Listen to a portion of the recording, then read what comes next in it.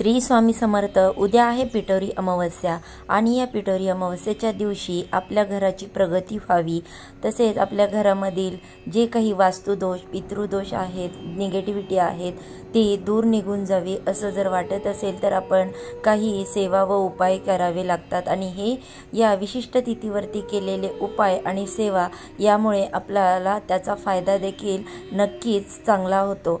तर बघा, पिठोरी अमावस्येच्या दिवशी कावळ्याला ही एक वस्तू खायला घाला, ज्यामुळे तुमच्या घराची भरभरून अशी प्रगती होईल, घरामधील पितृदोष संपुष्टात येतील, घराची प्रत्येक क्षेत्रामध्ये अशी प्रगती तुम्हाला दिसून येईल।